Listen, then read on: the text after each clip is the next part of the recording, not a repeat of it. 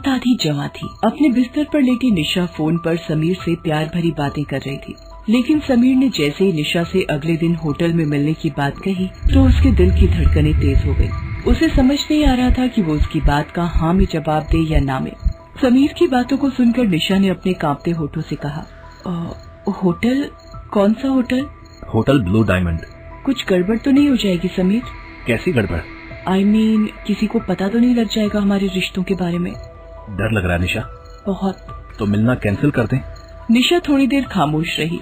उसने अपने बिस्तर के सामने रखे अपने पति पंकज की तस्वीर की ओर देखा, फिर कुछ सोचा और समीर से कहा, समीर, जब प्यार किया तो डरना क्या, मैं आ रही हूँ तुमसे मिलने।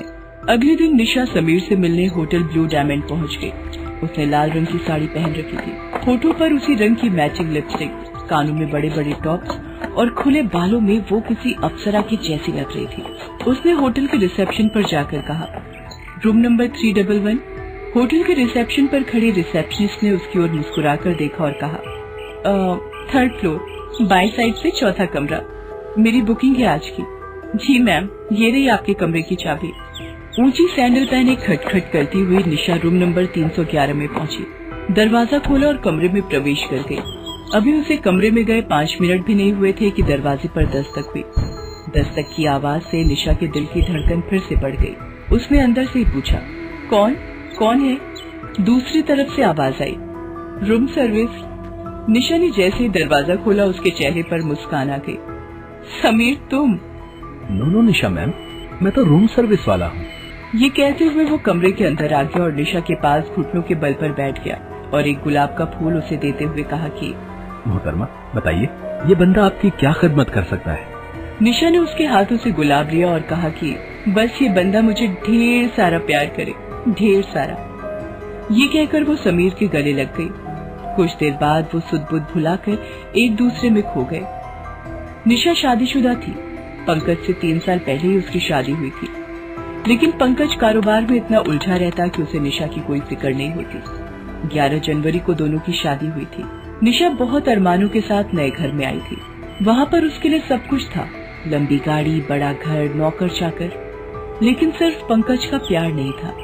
अरे निशा, मैंने कहा ना, अभी बहुत काम है यार। माल की सप्लाई बाकी है, कुछ नए ऑर्डर भी मिले हैं, उनके लिए रॉ मटेरियल का अरेंजमेंट भी करना है। सुनो ना, 2 महीने रुक जाओ ना, फिर हम चलेंगे हनीमून पर। कोई नहीं, वो आपने ही कहा था इसलिए मैंने याद दिलाया।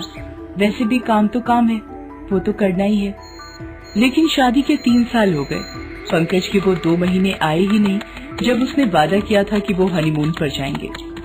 निशा ने भी उससे कहना छोड़ दिया। उसे समझ आ गया था कि पंकज सिर्फ अपने कारोबार से प्यार करता है। रात के 12:30 बज गए। हर दिन ये इतनी ही देर से आते हैं। अरे काम कौन नहीं करता, लेकिन काम के चक्कर में अपने घर को, अपनी बीवी को भूल जाना सही तो नहीं है।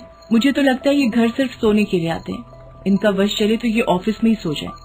पिछले 2 सालों से पंकज शादी की सालगिरह पर निशा को बाहर ले जाने की बात कह रहा था, लेकिन वो भी उसे याद नहीं रहता। शादी की 3री सालगिरह की बात है। अरे प्रॉमिस कर रहा हूँ, आज मैं बिल्कुल भी नहीं भूलूंगा। आज हम दोनों न सिर्फ बाहर खाएंगे बल्कि लॉन्ग ड्राइव पर भी चलेंगे। और अगर मैं भूल भी गया तो मुझे शाम को 7 बजे कॉल करके याद दिला देना, ठीक है? चलो अब मुझे जाने दो। Love you and happy anniversary. ये कहकर पंकज फैक्ट्री के लिए निकल गया, लेकिन रात के 8 बज गए। पंकज घर नहीं आया तो निशा ने उसे कॉल किया। क्या हुआ पंकज, आप अभी तक निकले नहीं हैं? 8 बज गए हैं। निशा, माय डियर वाइफ, मैं भूला नहीं हूँ। थोड़ी देर और यार, मैं निकलता हूँ। एक काम करो, तुम ड्राइवर को बोलो तुम्हें होटल सनशाइन में छोड़ दे। मैं तुम्हें वहीं मिलता हूँ। निशा होटल सनशाइन में पहुँच गई। वहाँ पहुँचकर उसे 10 बज गए, लेकिन पंकज नहीं आया। उसने 2 बार उसे कॉल भी किया, लेकिन उसने उसका कॉल कट कर दिया। गलती मेरी ही है, मैं ही उनसे कुछ ज्यादा एक्सपेक्टेशन लगा लेती हूँ। उनकी पहली प्रायोरिटी उनका काम ही है। निशा ने घड़ी की ओर देखा, 10:30 बजने वाले थे। उसने एक बार और कॉल किया। इस बार पंकज ने कॉल पिक कर लिया। क्या निशा, तुम बिल्कुल स्टूपिड हो क्या? अरे मैं यहाँ काम में बिजी हूँ और तुम कॉल पर कॉल किए जा रही हो। लेकिन आपने तो मुझे यहाँ होटल सनशाइन में वेट करने के लिए कहा था। हाँ कहा था, लेकिन काम भी तो है, उसे छोड़कर आ जाओ। सुनो, एक काम करो, तुम डिनर कर लो, मेरा आना थोड़ा मुश्किल है। आज एनिवर्सरी है हमारी पंकज। हाँ तो क्या हुआ, एनिवर्सरी है तो क्या हुआ, तुम अकेले एंजॉय कर लो ना स्वीट हार्ट। चलो अब मैं फोन रखता हूँ, मुझे बहुत काम है। पंकज की बातें निशा के कानों में गूंजने लगी। अकेले एंजॉय कर लो ना। उसकी आंखों में आंसू आ गए। वो अपने टेबल से गुस्से में उठी और होटल से घर वापस जाने के लिए निकलने ही वाली थी कि एक बहुत ही हैंडसम लड़का उसके पास आया और बोला, excuse me ma'am, my name is Sameer. आप किसी का वेट कर रही हैं क्या? आपको उससे क्या मतलब? देखिए मैम, मुझे गलत मत समझिए, मैं बहुत देर से आपको देख रहा हूँ कि आप परेशान हैं। किसी को बार बार कॉल भी कर रही हैं, कोई आने वाला है क्या? समीर की बातों को सुनकर निशा फूट पड़ी। उसकी आंखों से आंसू सारे बांध तोड़कर बहने लगे।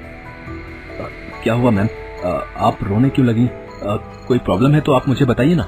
पता नहीं उस घड़ी ऐसा क्या हुआ, या निशा का अकेलेपन का दुख उसे संभाला नहीं गया। उसने सारी बातें समीर से कह दी। जानती है, किसी भी रिलेशनशिप को बांध कर जो रखता है वो है प्यार। इंसान कितना भी बिजी हो, परेशान हो, टेंशन में हो, अगर प्यार से कोई गले लगा लेता है ना, तो बड़ी से बड़ी परेशानी भी बर्फ की तरह पिघल जाती है। अफसोस कि आपके पास सब कुछ रहते हुए भी प्यार से गले लगाने वाला वो शख्स नहीं है जिसके गले लगकर आप सब कुछ भूल जाए।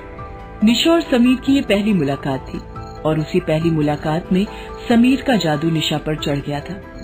समीर एक सिंगर था। उसकी एक एक बात निशा को बहुत पसंद आती थी। वो जिस तरह निशा का ध्यान रखता, उसकी केयर करता, ये बात निशा को बहुत अच्छी लगती। समीर को भी निशा बहुत पसंद थी। हालांकि दोनों ने कभी एक दूसरे को खुलकर नहीं कहा, लेकिन आखिर कब तक वो इससे दूर रहते। एक दिन समीर ने निशा को प्रपोज कर दिया। समीर, तुम जानते हो ना मैं शादीशुदा हूँ, फिर भी मुझे प्रपोज कर रहे हो? क्यों, क्या मैं एक शादीशुदा से प्यार नहीं कर सकता? क्या ये किसी किताब में लिखा है? किताब में तो नहीं लिखा, लेकिन समाज में इसे गलत समझा जाता है। किस समाज की आप बात कर रही हैं निशा मैम? प्यार करने से कोई समाज किसी को नहीं रोक सकता। अरे प्यार ही तो वो शक्ति है जिससे आपका समाज चलता है। अगर उसे ही निकाल देंगे तो फिर क्या बचेगा? समीर की बातें निशा को समझ तो नहीं आई, लेकिन समीर के बिना वो नहीं रह सकती थी। दोनों छिप छिप कर मिलने लगे और उन्होंने सारी सीमाएं भी कई बार लांघ दी। हालांकि उसे ये नहीं पता था कि समीर उसका यूज कर रहा है। उसने निशा से लाखों रुपए ऐंठ लिए थे और वो उससे अय्याशी करता था। सोने के अंडे देने वाली मुर्गी हाथ लग गई है मेरे। अपनी लाइफ तो बिल्कुल सेट है। हालांकि कभी कभी निशा को भी लगता था कि समीर उससे बार बार पैसे क्यों मांगता है। उसे ये भी लगता था कि वो अपने पति को धोखा दे रही है, लेकिन उस रिश्ते में उसे अब घुटन सी होने लगी थी। इसलिए समीर का साथ उसे अच्छा लगता। लेकिन आखिर समीर और निशा का रिश्ता कब तक छिपता? आखिरकार पंकज को अपने लोगों द्वारा समीर के बारे में पता लग गया। उसे ये भी पता लगा कि समीर बहुत ही बदमाश किस्म का लड़का है।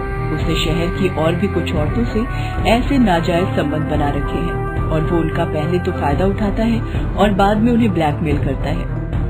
पंकज समीर की असलियत निशा को बताने ही वाला था। तभी एक दिन समीर ने 10 लाख रुपए निशा से मांगे। 10 लाख? मेरे पास इतने रुपए नहीं है समीर, और मैं अपने पति से इतने पैसे मांगूंगी तो उन्हें शक हो जाएगा। वो सब मैं नहीं जानता निशा, मुझे पैसे चाहिए। अगर तुमने मुझे पैसे नहीं दिए तो मैं तुम्हारे पति से पैसे मांग लूंगा। ये तुम क्या कह रहे हो? तुम तो मुझसे प्यार करते हो। मैं प्यार सिर्फ पैसों से करता हूँ निशा, पैसों से। पैसे दो नहीं तो तुम्हारी इज्जत नीलाम कर दूंगा। नहीं समीर, तुम कुछ ऐसा मत करना। पंकज ने निशा और समीर की सारी बातें सुन ली। उसने उससे कहा, वो बहुत बदमाश लड़का है निशा, बहुत बदमाश। कौन? किसकी बातें कर रहे हैं आप? वही जो तुम्हें फोन पर ब्लैकमेल कर रहा है। उसके बाद पंकज ने समीर की सारी असलियत निशा को बताई और उससे कहा, निशा, क्या कमी रखी मैंने? तुम्हारे पास महंगी से महंगी गाड़ी है, बड़ा बंगला है, नौकर चाकर की लाइन लगी रहती है तुम्हारे आगे पीछे। बोलो, इससे ज्यादा और क्या मैं दे सकता हूँ? प्यार ही नहीं दिया आपने मुझे कभी। 3 साल से अधिक हो गए हमारी शादी को, लेकिन आपके घर में मैं सिर्फ एक सामान की तरह हूँ जो रहे चाहे ना रहे आपको कोई फर्क नहीं पड़ता। कभी आपने 2 मिनट बैठकर मुझसे कुछ पूछा? कभी प्यार से मुझे गले लगाया? कभी प्रेम से मेरी तरफ देखा? नहीं, कभी नहीं। काम काम काम। आपके लिए सिर्फ काम ही सब कुछ है। मैं जानती हूँ कि मैंने गलती की है, लेकिन कसूरवार आप भी हैं, आप भी। पहली बार पंकज को लगा कि उससे सही में बहुत बड़ी गलती हो गई है। वो अपनी फैक्ट्री, अपने क्लाइंट्स और अपने काम में ही बिजी रह गया। उसे 2 मिनट की फुर्सत उस शख्स के लिए नहीं थी जिसे वो अग्नि के आगे 7 फेरे लगा कर लाया था। उसे तो लगता था कि पैसा ही सब कुछ है। वो सारी चीजें निशा को दे तो रहा था, लेकिन प्यार और अपना समय वो उसे दे ही नहीं पाया जिसकी जरूरत उसे सबसे ज्यादा थी। निशा, मैंने बहुत बड़ी गलती की है। लेकिन मैं इस गलती को सुधारना चाहता हूँ। प्लीज मुझसे दूर मत हो, मुझे माफ कर दो। मैं वादा करता हूँ कि मैं बिल्कुल बदल जाऊंगा। आप भी मुझे माफ कर दीजिए। मुझे नहीं पता था कि वो बदमाश मेरी घरेलू परेशानी की आड़ में मेरा फायदा उठा रहा है। आप इसी समय पुलिस को फोन करिए, मुझे उस बदमाश को सबक सिखाना है। निशा ने पंकज को माफ कर दिया। गलती दोनों तरफ से हुई थी, ये उन दोनों को एहसास था। उसके बाद पंकज बिल्कुल बदल गया। उसे प्यार और पत्नी दोनों की अहमियत समझ आ गई।